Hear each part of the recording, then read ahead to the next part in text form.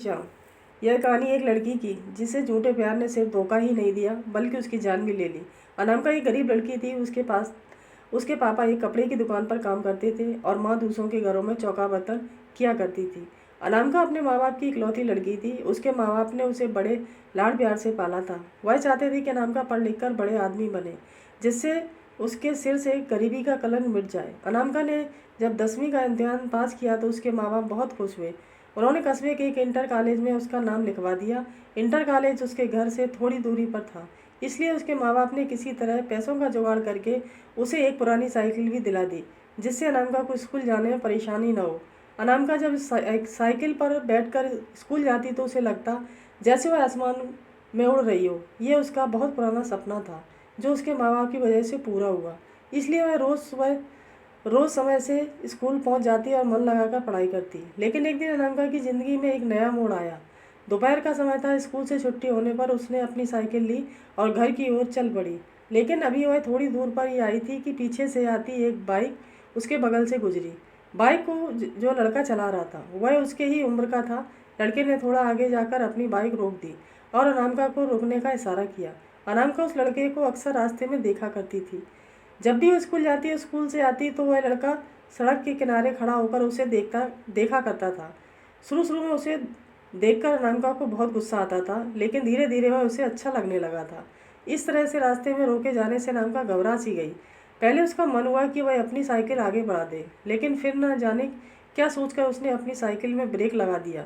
वो लड़का अनामिका के पास आ गया और धीरे से बोला, मेरा नाम सचिन है। मैं रोज़ आपको स्कूल जाते हुए देखता हूँ। अगर आप बुरा ना मानो तो मैं आपसे कुछ कहना चाहता हूँ। अनामिका के मुंह से सिर्फ इतना ही निकला, क्या? सचिन ने अपनी शर्ट की जेब से गुलाब की कली निकाल कर उसके हाथ में रख दी और उसकी मुट्ठी बंद करते हुए बोला, मैं तुमसे प्यार करता हूँ।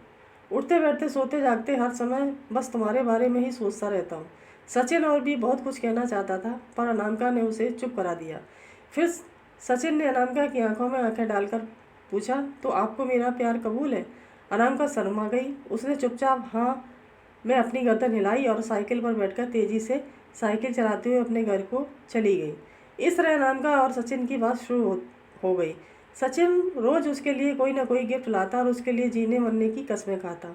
उसकी बातें सुनकर अनामिका दीवानी हो जाती और सपनों की दुनिया में खो जाती। एक दिन सचिन ने अनामिका को कहीं घूमने चलने के लिए कहा।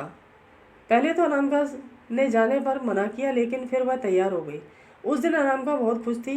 वह समय पर बताई हुई जगह पर गई जहाँ पर सचिन ने उससे मिलने के लिए कहा था।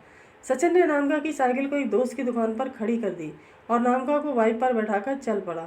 सचिन अनामिका को लेकर एक नदी के पास पहुंचा। वहाँ पर उसने अपनी बाइक खड़ी कर दी और दोनों घास पर बैठकर बातें करने लगे। सचिन ने अनामिका से एक दो बातें की, फिर वह उसके करीब आ गया और उसके चेहरे से खेलने लगा। धीरे धीरे अनामिका पर एक नशा छाता चला गया। शायद वह सचिन के मन की बात समझ नहीं पाई, इसलिए उसने अपने आप को सचिन के हवाले कर दिया। दोनों एक दूसरे के प्यार में खो गए। अभी वह दोनों ठीक से नॉर्मल भी नहीं हो पाई कि तभी न जाने कहाँ से वहाँ पर 3 लड़के आ गए। उन्हें देखकर अनामिका डर गई और जल्दी जल्दी अपने कपड़े ठीक करने लगी। यह देखकर एक लड़के ने उसका हाथ पकड़ लिया और अपने पास खींचते हुए बोला, इतनी भी क्या जल्दी है? हम भी तो तुम्हारे दीवाने हैं, थोड़ा हमारा भी तो मनोरंजन कर दो। अनामिका आंखों में आंसू लिए सचिन की ओर देख रही थी। वह अनामिका की मदद करने के बजाय हंस रहा था। यह देखकर अनामिका का दिल टूट गया, यानी कि यह सब सचिन की सोची समझी चाल थी। अनामिका आगे कुछ सोच ही नहीं पाई, क्योंकि वह 3 लड़के उसके ऊपर भूखे भेड़िए की तरह टूट पड़े। अनामिका मदद के लिए चिल्लाती रही और वो नोचते रही। कुछ ही पलों में अनामिका की सहन शक्ति ने जवाब दे दिया और वह बेहोश हो गई। लगभग 1 घंटे के बाद अनामिका को होश आया। वह तीनों लड़के और सचिन वहाँ से जा चुके थे।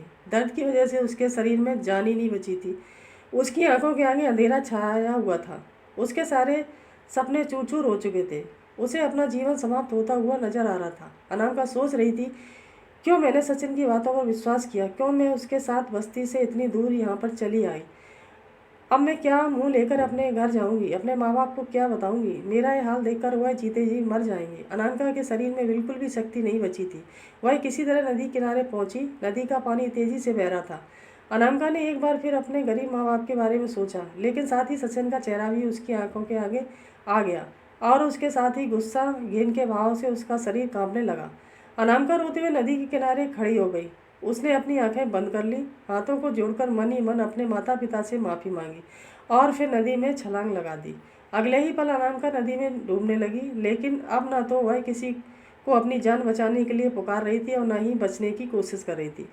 उसका मन अब भी अपनी बेवफा प्रेमी के बारे में सोच रहा था। वह सोच रही थी कि क्यों मैंने उसकी बातों पर इतना एतबार किया, क्यों मैंने उसे प्यार किया, क्यों मैं उसकी नीयत को समझ नहीं पाई। और फिर वह नदी की गहराई में डूबती चली गई।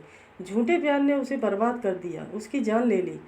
किसी से प्यार करना, किसी पर एतबार करना बुरा नहीं है, लेकिन अपने भीतर जज्बातों को पहचानने की क्षमता भी रखिए। किसी की बातों में एतबार करने से पहले उसे एक बार जरूर परखिए। किसी को अपना तन मन सौंपने से पहले उसके नतीजे के बारे में ज़रूर सोचिए, नहीं तो आप भी अनामिका की तरह धोखा खा सकते हैं। आप भी उसकी तरह ठगे जा सकते हैं। आप ऐसे लोगों को क्या कहना चाहेंगे, प्लीज़ बताइए। दोस्तों, आपको हमारी कहानी पसंद आई हो तो प्लीज़ लाइक और सब्सक्राइब करें। धन्यवाद। जय हिंद, जय भारत।